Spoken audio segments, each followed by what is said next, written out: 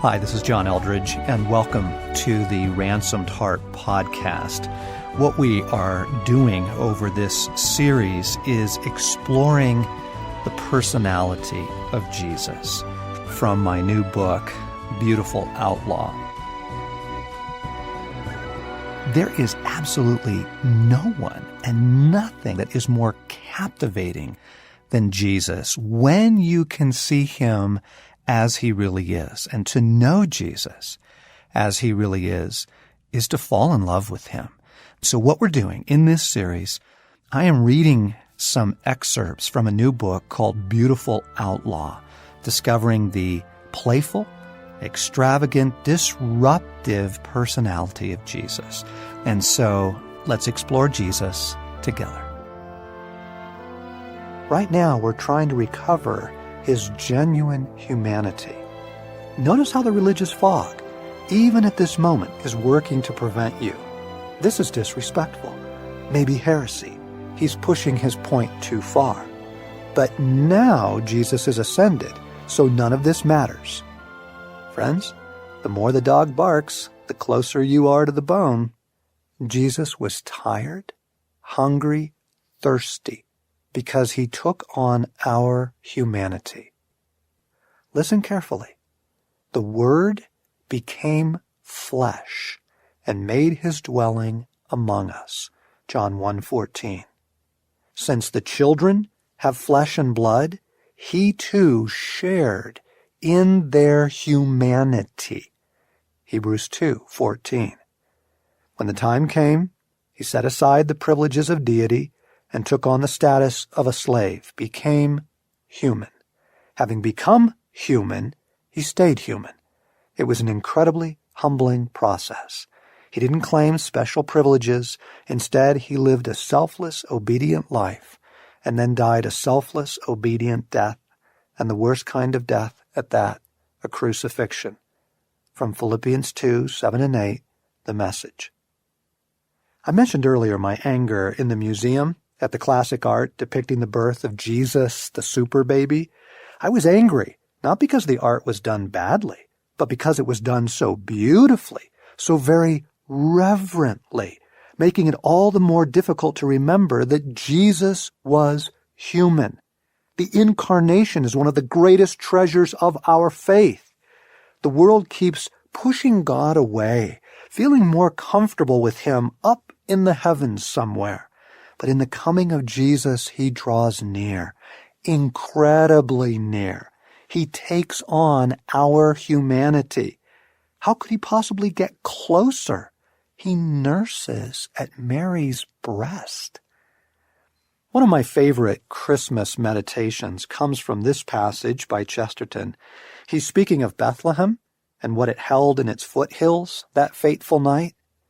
The strange kings fade into a far country, and the mountains resound no more with the feet of the shepherds, and only the night and the cavern lie in fold upon fold over something more human than humanity. Savor that passage for a moment. The manger Mary used as a cradle held something more human than humanity? Do you think of Jesus as the most human being who ever lived? It's true.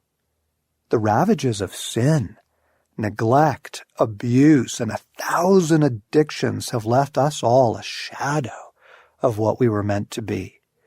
Jesus is humanity in its truest form. His favorite title for himself was the Son of Man, not of God, of man. We looked to nature and saw reflected there his playfulness and his fierce intention. Do we see his humanity reflected in creation as well? Well, look in the mirror. You are the only thing in this world said to be created directly in his image. Your humanity is a reflection of Jesus' humanity.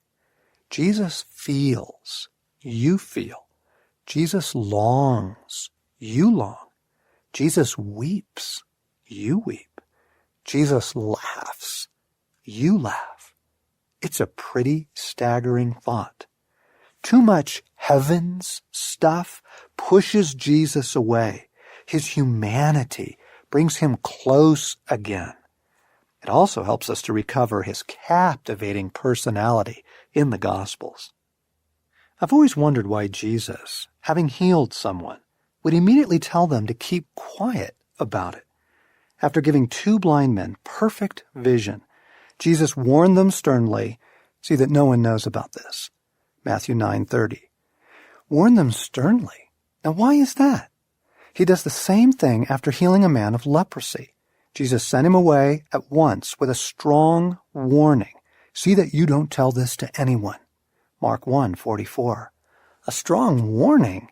But isn't the point to get the word out? And wouldn't miracles be just the thing?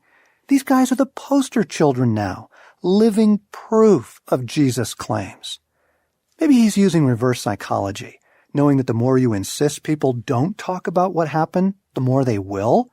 Is this merely his technique to get the press going? I mean, it certainly has that effect. The 2 blind men went out and spread news about him all over that region. The healed leper went out and began to talk freely, spreading the news. But wait, Mark goes on to explain why Jesus did this. "See that you don't tell this to anyone, but go, show yourself to the priest and offer the sacrifices that Moses commanded for your cleansing as a testimony to them." Instead, he went out and began to talk freely, spreading the news. As a result, Jesus could no longer enter a town openly, but stayed outside in lonely places. And yet the people still came to him from everywhere. Mark 1:44 and 45. It is a sad editorial footnote.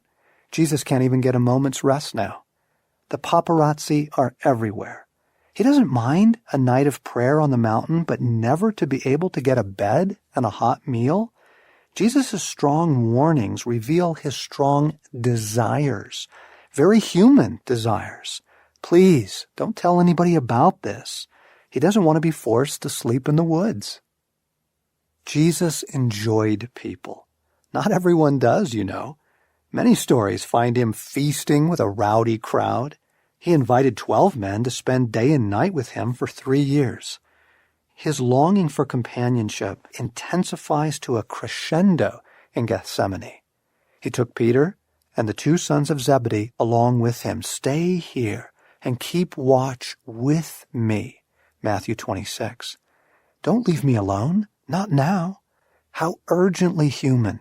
Yes, Jesus knew loneliness. He's not pretending. The one who created the human heart, whose own heart was so vast and so kind, this man felt deeply. He who created love and friendship longed for it. Now, there are defenders of the faith, quite vocal in our time, quite convincing in their zeal to protect the glory of God, who will attack you for suggesting that God wants anything from you other than obedience. To suggest so, in their reasoning, is to diminish the all-sufficiency of God. But is that what you see in Gethsemane? A God who couldn't care less whether his friends stay or go? Stay here and keep watch with me. This is no superhero, steeled and impervious to the human condition. Far from it. And loneliness is something we all share with him. "The whole conviction of my life," wrote Thomas Wolfe, "now rests upon the belief that loneliness, far from being a rare and curious phenomenon, peculiar to myself and to a few other solitary men, is the central and inevitable fact of human existence. To be missed or misunderstood, to be judged unfairly, to be wanted for what you can do rather than who you are, to go on for years unappreciated, even unknown by those closest to you. You can hear the pain of being missed in the midst of Jesus' famous words of John 14. "Do not let your hearts be troubled. Trust in God. Trust also in me. In my Father's house are many rooms. If it were not so, I would have told you. I'm going there to prepare a place for you. And if I go and prepare a place for you, I will come back and take you to be with me, that you also may be where I am." Philip said, "Lord, show us the Father, and that will be enough for us." Jesus answered, "Don't you know me, Philip, even after I've been among you for such a long time?" From John 14. Here, at the very moment Christ is doing all he can to comfort his disciples and prepare them for his coming execution, he not only reassures them that all will be well, but he promises their companionship will continue for eternity. In this beautiful moment of relational assurance, his closest disciples betray how little they know Jesus, and you can see it hurts him. "Don't you know me even after I've been among you such a long time?" You can practically see the pain in his eyes.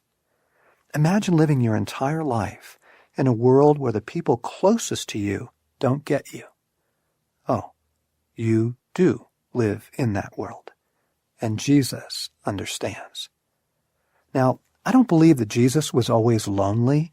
There are moments of remarkable tenderness recorded in the Gospels. John leaning on his breast at their Last Supper, Mary washing his feet with tears, wiping them with her hair. I'm sure there were many more. All that time, walking the roads with the fellas, all those campfires, I do not believe that his loneliness defined him, as it does many of us. Jesus is an essentially happy man. He loves life. How could the joy of the Lord be our strength if the Lord is seldom joyful? You might think that keeping Jesus all mysterious and heavenly is the proper thing to do, but consider this. When he came as presented in the Gospels, very much human, a person, a man, with a very distinct personality. This is the primary witness we have of him, recorded for all who would know him. This is how he chooses to make himself known. This is the self he presents to us. Be careful you don't push him away with your religious delicacies. Jesus was so obviously human, notes Eugene Peterson, but this has never been an easy truth for people to swallow. There are always plenty of people walking around who will have nothing of this particularity, human ordinariness, bodily fluids, raw emotions of anger and disgust, fatigue and loneliness. Did you think Gethsemane was the only time he sweat? Or maybe we assume that his sweat smelled like lilies. And what is it with the snowy white robe? Every movie I've seen costumes Jesus in an immaculate white robe. He never got dirty. Those were not paved roads he walked for miles. You shall know them by their fruit. Jesus' humanity will cause you to fall in love with him all the more. His personality, his remarkable qualities, those we have touched on and those we are about to explore, they burst with color and brilliance like fireworks because of his humanity. Think of it. The man of sorrows had a sense of humor. The Prince of Peace could work himself into a lather. This wonderful counselor could be downright ironic. The man on a mission had time to sit and chat. Far from diminishing Jesus, this will only quicken your worship and deepen your intimacy. I love his playfulness. I love his courage. I love his exasperation. To what can I compare this generation? They're like children, sitting in the marketplaces and calling out to others. We played the flute for you, and you did not dance. We sang a dirge, and you did not mourn. For John came neither eating nor drinking, and they say, he has a demon. The Son of Man came eating and drinking, and they say, here is a glutton and a drunkard, a friend of tax collectors and sinners. Matthew chapter 11. He's got to be shaking his head, rolling his eyes. What is it with you people? You are simply impossible. John fasted, you thought he was possessed. I feasted, you think I'm an alcoholic and a pig. There is simply no pleasing you. Or how about Jesus' surprise? Yes, his genuine surprise. When Jesus had entered Capernaum, A centurion came to him, asking for help. "Lord," he said, "my servant lies at home, paralyzed and in terrible suffering." Jesus said to him, "I will go and heal him." The centurion replied, "Lord, I do not deserve to have you come under my roof. But just say the word, and my servant will be healed. For I myself am a man under authority, with soldiers under me. I tell this one, go, and he goes, and that one, come, and he comes. I say to my servant, do this, and he does it." When Jesus heard this, he was astonished, and said to those following him, "I'll tell you the truth. I have not found anyone in Israel with such great faith." Matthew chapter 8. Astonished, variously translated also as marveled or amazed. Matthew uses the exact same word a few paragraphs later to describe the disciples' slack-jaw reaction when Jesus shuts down a storm. "Lord, save us! We're going to drown!" He replied, "You have little faith. Why are you so afraid?" Then he got up and rebuked the winds and the waves, and it was completely calm. The men were amazed and asked, "What kind of man is this? Even the winds and the waves obey him." Amazed, astonished. Did you know that Jesus could be amazed? Mark uses the word to describe Jesus' amazement at the Jews' unbelief. Quote, "He was amazed at their lack of faith." Mark 6:6. The religious glaze over Jesus, or over our hearts, is so thick we have to keep striking it over and over and over. Jesus was human. Jesus was a man. His humanity was real. He wasn't pretending. Those nails actually hurt. I can sense the religious fog trying one more dupe. Yes, but he's not human now. He's at the right hand of the Father, in glory. The disciples were tempted to think something similar. Late Resurrection Sunday, the two fellows from the Emmaus Road come rushing back to town to tell the others that they have seen Jesus alive. Let's pick up the story there. While they were still talking about this, Jesus himself stood among them and said to them, "Peace be with you." They were startled and frightened, thinking they saw a ghost. He said to them, "Why are you troubled? And why do doubts rise in your minds? Look at my hands and my feet. It is I, myself. Touch me and see. A ghost does not have flesh and bones, as you see I have." And when he had said this, he showed them his hands and feet. And while they still did not believe it, because of joy and amazement, he asked them, "Do you have anything here to eat?" They gave him a piece of broiled fish, and he took it and ate it in their presence. Luke chapter 24. This is a very funny moment. The pair from the Emmaus Road are in the middle of telling their incredible story when Jesus just appears in the room, as if to illustrate everything they've just said. "Yep, that was me. Yep, I did it just like that." Suddenly, he's just standing there, and all he says is, "Peace be with you."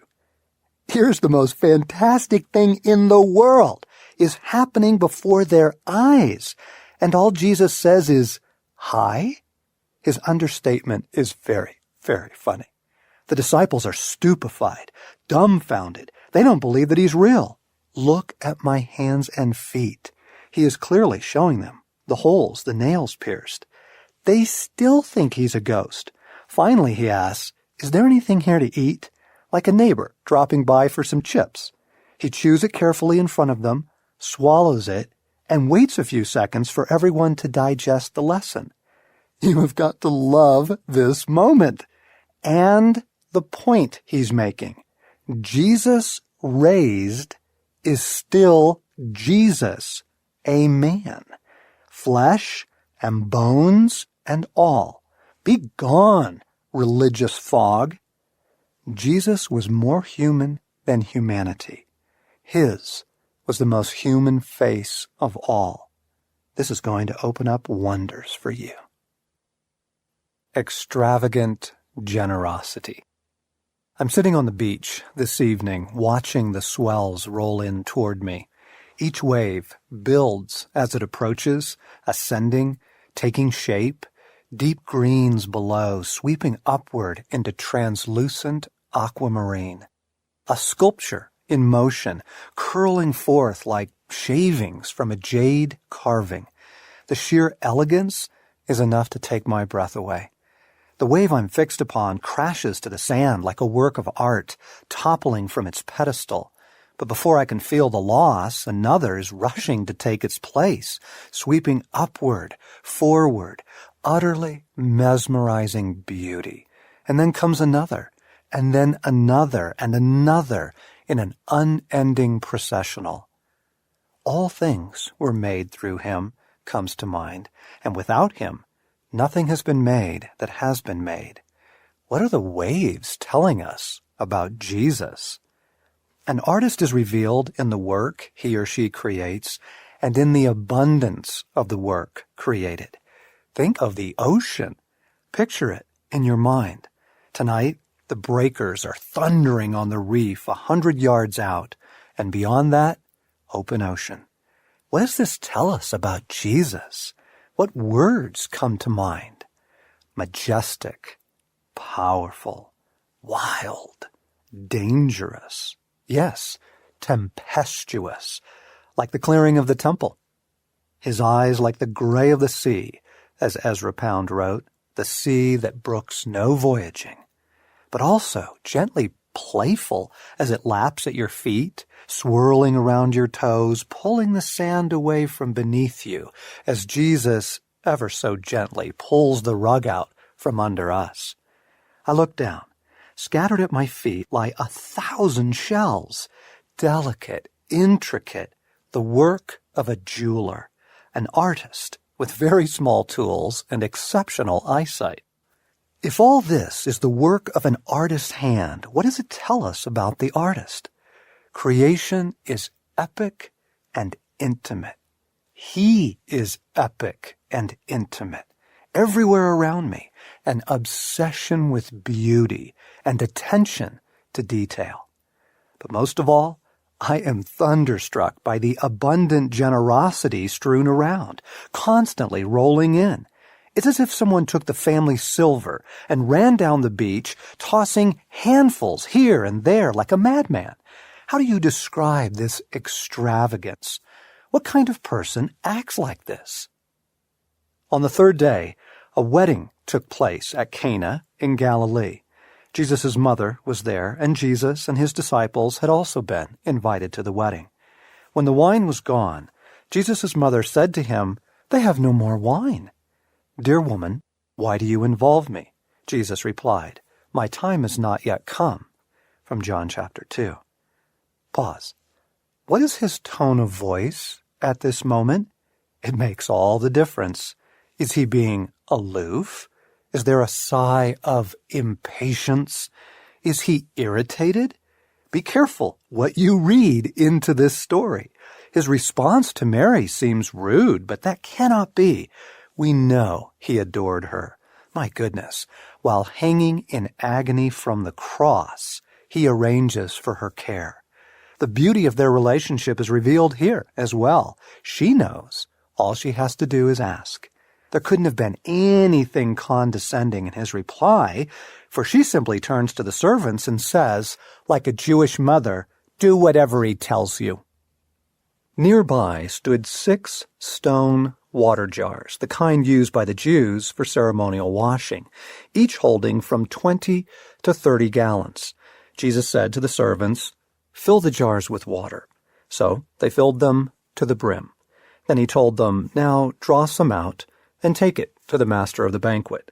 They did so, and the master of the banquet tasted the water that had been turned into wine. He did not realize where it had come from, though the servants who had drawn the water knew.